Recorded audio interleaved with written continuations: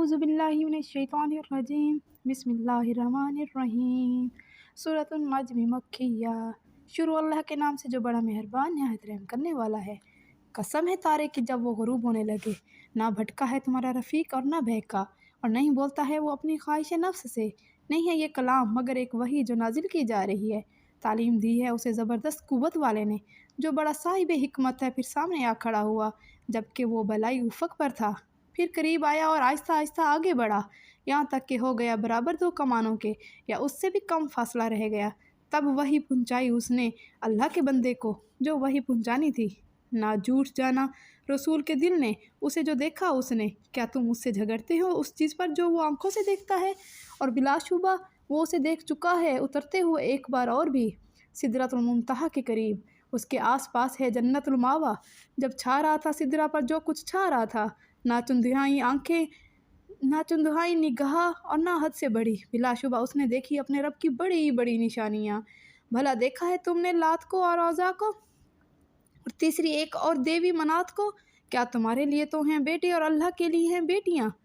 یہ تو پھر ہے بڑی دھاندلی کی تقسیم۔ نہیں ہے یہ مگر چند نام جو رکھ لیے ہیں تم نے اور تمہارے آبا اجداد نے، نہیں نازل فرمائی ہے اللہ نے ان کے بارے میں کوئی سند، نہیں پیروی کر رہے ہیں یہ لوگ مگر وہم و گمان کی اور خواہشات نفس کی، حالانکہ آ چکی ہے ان کے پاس ان کے رب کی طرف سے ہدایت۔ کیا یہ انسان کا حق ہے کہ اسے مل جائے ہر وہ چیز جس کی وہ تمنا کرے؟ ظاہر ہے کہ نہیں۔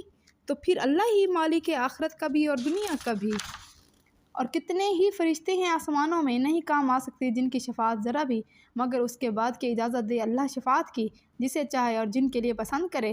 بلا شبہ جو لوگ نہیں ایمان رکھتے آخرت پر، وہ نام رکھتے ہیں فرشتوں کے عورتوں سے، حالانکہ نہیں ہے انہیں اس کے بارے میں کچھ بھی علم، نہیں پیروی کرتے مگر گمان کی، اور بلا شبہ گمان کام نہیں دے سکتا حق کی جگہ ذرا بھی، سوائے نبی صلی اللہ علیہ وآلہ وسلم۔ منہ پھیر لو اس شخص سے جو منہ موڑتا ہے ہمارے ذکر سے اور جو نہیں طالب مگر دنیاوی زندگی کا، یہی ہے انتہا ان لوگوں کے علم کی۔ بے شک تیرا رب ہی ہے جو خوب جانتا ہے اسے جو بھٹک گیا اس کے راستے سے، اور وہی خوب جانتا ہے اسے بھی جو سیدھے راستے پر ہے۔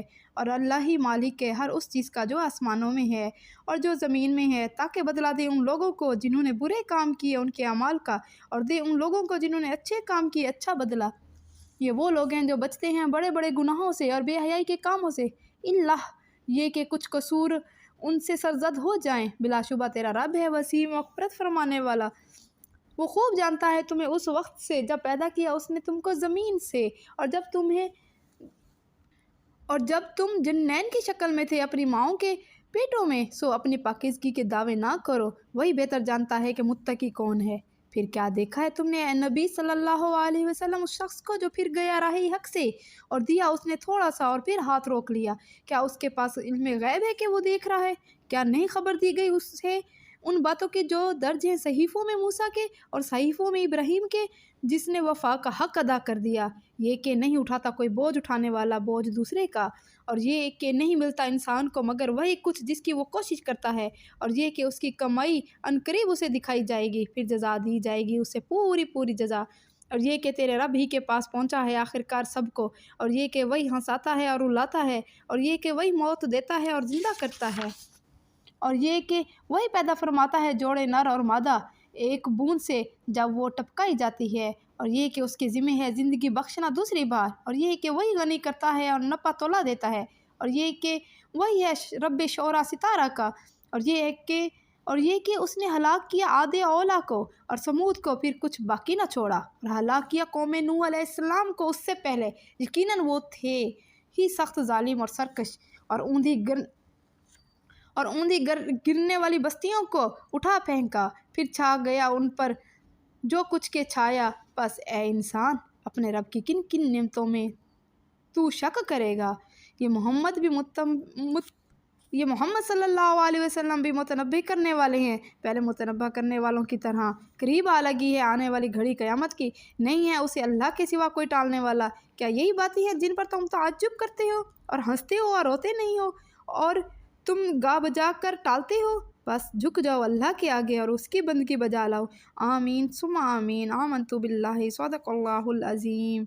اللهم آنس واشاتی فی قبری اللهم ارحمنی بالقرآن العظیم وجعله لی امام ونور وهدى ورحمات اللهم ذکرنی منه ما نسیت وعلمنی منه ما جہلت وارزقنی تلاوته آناء اللیل وآناء النہار وجعله لی حجة یا رب العالمین۔